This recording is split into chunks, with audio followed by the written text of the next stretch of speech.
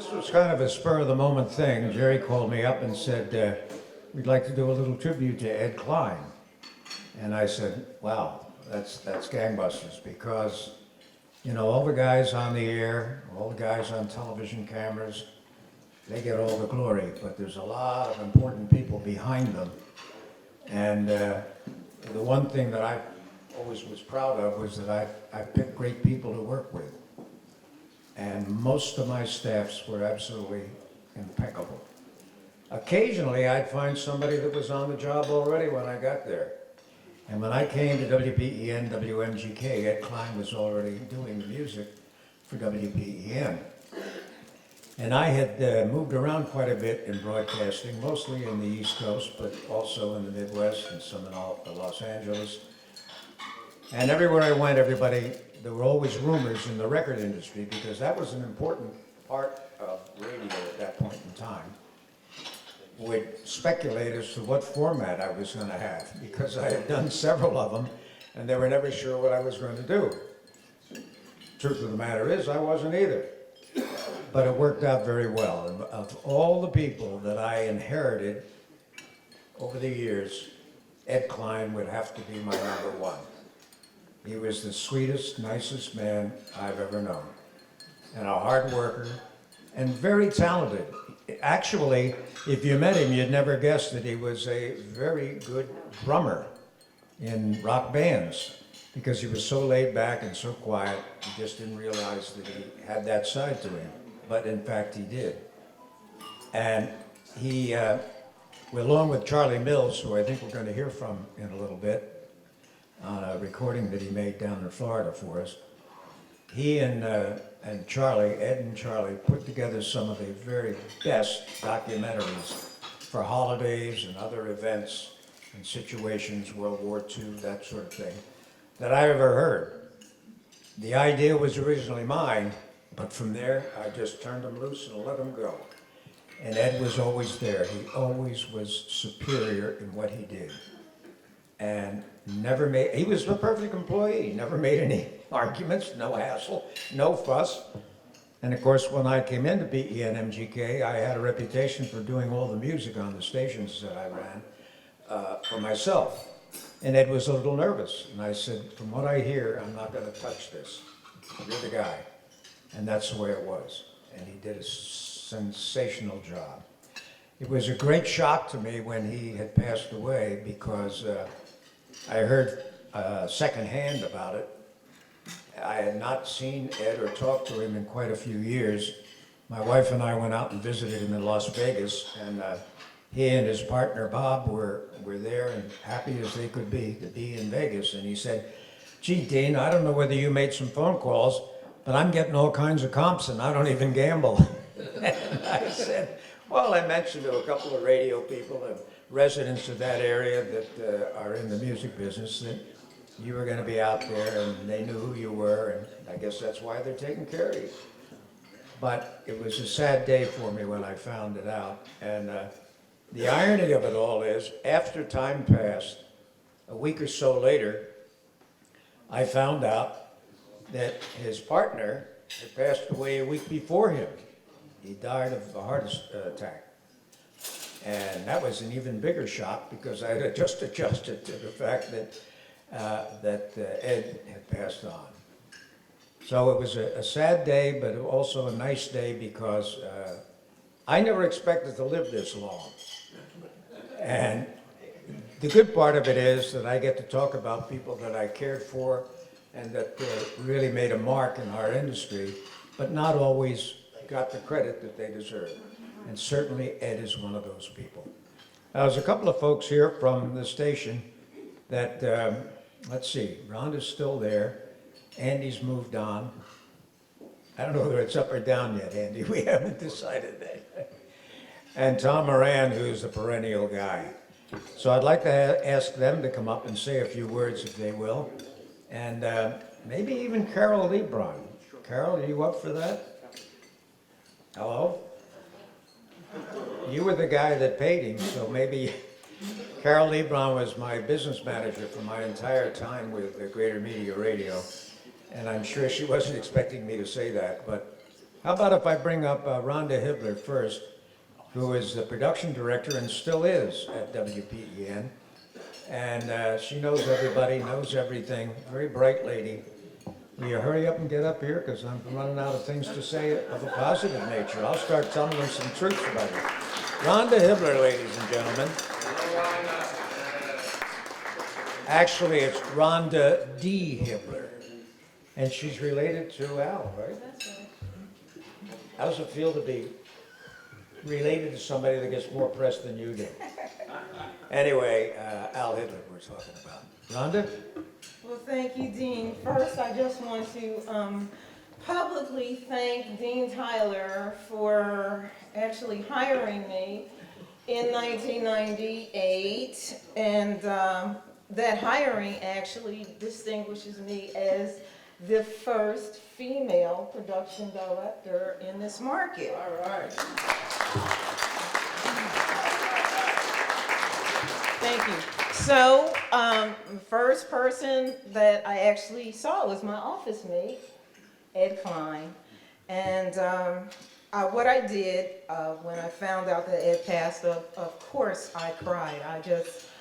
I just couldn't believe it. Ed was a leap year baby, and this is a leap year. And last time I talked to him was in 2012. So I was, gearing up for my call this month, and then I got the news that he had passed of ALS, which is very, very sad.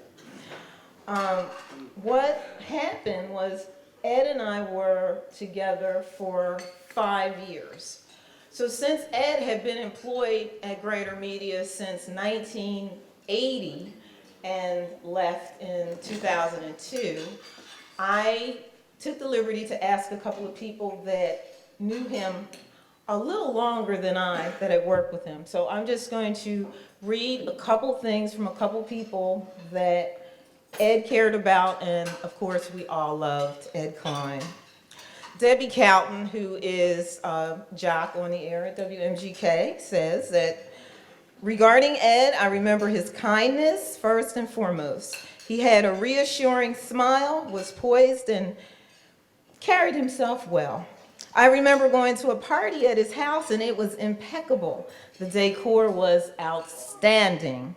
A gracious man whom was always happy to see me and I him in the hallways. Next, we have Kelly Wallace. Kelly is now at Greater Media as the digital marketing director or something like that. But when she started with Ed years ago, I believe, was she an intern? She started out as an intern. So she says, Ed was a rare find. He was the kind of person that had years of knowledge and experience, and the patience of a saint. When I started at Greater Media, I knew very little about the radio industry, but Ed never made me feel that way. He spoke to me with respect and kindness. The way he spoke to everyone. He was never without a smile, and his parties were legendary. In life and at work, Ed was an entertainer, and I will always smile when I think of him. And lastly, Fran Forgione McElway, who Fran was, I believe, the promotions director, okay? She said Ed had a great sense of humor and he knew everything about music. He was like Google before there was Google. He was always available to help whenever you needed him, and even as an intern, he made you somehow feel important. He and his partner Bob threw the best parties at their home. He was kind, generous, and thoughtful. I am grateful that I had the luck to know him and to call him a friend. So for me, I just want to say that Ed was a gentle giant with golden deep baritone pipes, and I could call on him at any time to do a spot for me, and he would more than gladly voice it for me, and for that I'm grateful. For his knowledge of music, I think in the industry he had the best knowledge of the big bands. He was really a big band guy. And in addition to his drumming, he also played the guitar. A lot of people don't know that. And Ed was a very important part of his community, and he mentored a lot of youth. And he has many, many sons across the country. He loved dancing, in particular square dancing, and he actually used to be a teacher of ballroom dancing for Arthur Murray. I don't know if people know that. And he loved Betty White and the Golden Girls. I think that he had every episode on tape. I believe every episode. He was just a great guy. He loved throwing parties. That's like the main thing that you will hear about Ed Klein. Ed was very creative. He was an artist. A lot of people don't know that. And a lot of his artwork was displayed in his home, both here and in Las Vegas. He won several AIR Awards for his musical specials. He did a lot of Ed Klein specials. And the best thing about Ed was he was just a good guy overall. And I just want to end this by saying, I'm so glad we had this time together, just to have a laugh and sing a song. Seems we just get started, and before you know it, comes the time we have to say so long. Bye, Ed, I love you.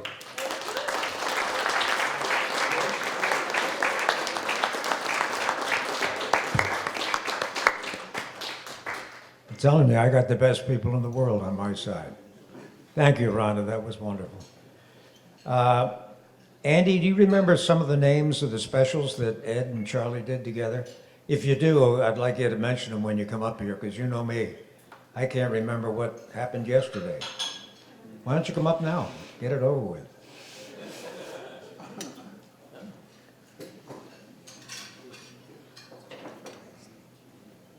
Hold your applause till the end. The Shrinking Violet, Andy Cortman.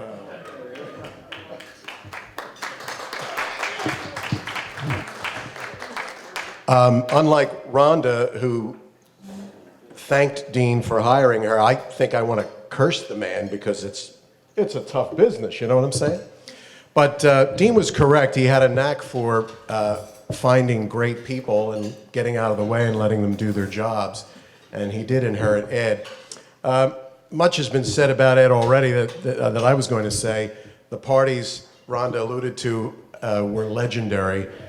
I recall he lived on Pine Street. Was it Pine Street? And it was like old city. And the third floor, you went out onto his rooftop, and they had palm trees. It was like an oasis up there, and the food, it was unbelievable. But probably the best parties.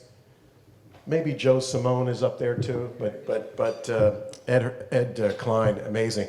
Yeah, Dean came up with the idea to do these specials. And they used to run on Thursday nights on WPEN between 7 and 9. And as Dean said, he came up with the idea, and Ed Klein and Charlie Mills ran with it. And they produced dozens of them. And each one featured a different artist, a different singer that we featured on WPEN. I mean, going all the way back to Margaret Whiting, people like that, Steve Lawrence, Edie Gourmet, Tony Bennett, Rosemary Clooney, you name it, they did a special. But the one that really stands out for me, actually two. One was the Reflections of World War II. It was a 6-hour special, and this thing could have been a national program. It was so well done, and it just chronicled, each hour of the program chronicled 1 year in the Second World War. The music that was popular during that year, there were interviews with legends who were big in entertainment at that time, Bob Hope, you name it. And I had played these specials years later on a program that I did, and the response every year was unbelievable. People requested it, even though they heard it every year on Memorial Day. They wanted to hear it again. The other one was the Christmas special that they did. It was called Christmas is Remembered. And again, it was a montage of old radio shows, old TV shows, old movies that were Christmas themed. So Christmas specials on the radio and television. And again, interviews with all these huge names. And I always introduce them on the air as a labor of love. I can't imagine the amount of work that went into these things because they were done long before we had computers. It was all done on reel-to-reel tape with a razor blade and splicing tape and a grease pencil, piecing all these things together.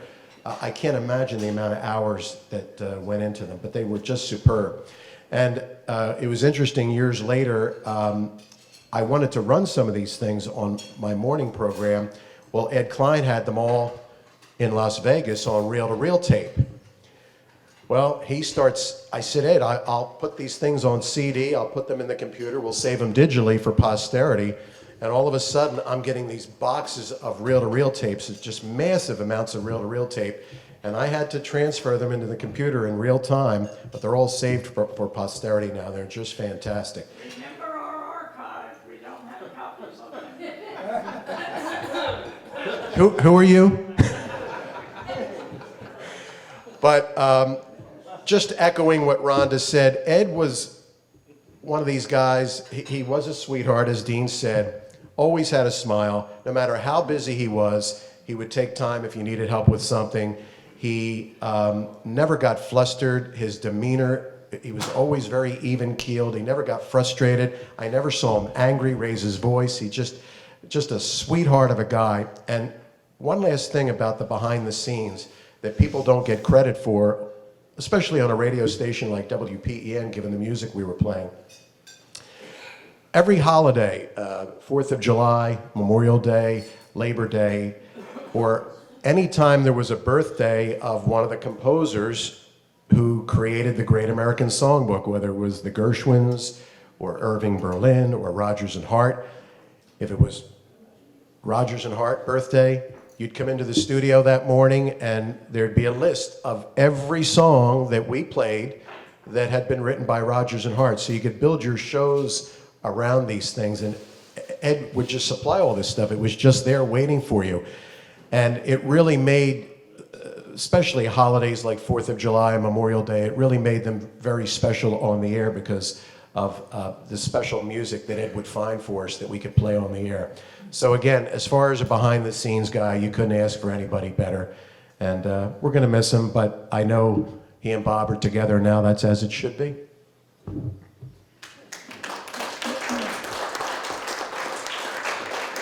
I almost forgot, we've got some tape to listen to, don't we, Jerry?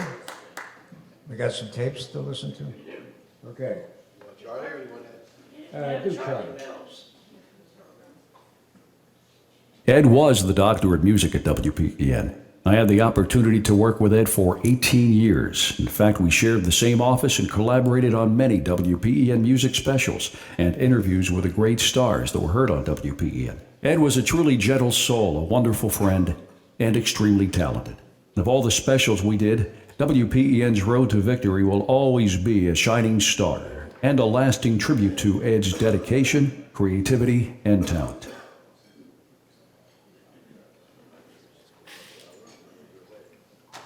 Hello, I'm Ed Klein. World War II, the greatest and most destructive global conflict in history. It began September 1st, 1939, with the invasion of Poland by Germany. It ended 6 years later, almost to the day, September 2nd, 1945, with the official signing of the Japanese surrender. In the years between, all the major powers of the world had joined the war. It brought about the downfall of Western Europe as the center of world power and led to the rise of the Soviet Union. The development and use of the atomic bomb during the war opened the nuclear age. It was 6 years no one will forget. That's Ed Klein. He was a wonderful man, and he'll be sorely missed. I think that has come across. There's a lot more I could say, but I don't think we've got the time. Again, Ed Klein will be remembered by the people that really matter for many, many years to come. Thank you, Ed, wherever you are, and I think I know where that is.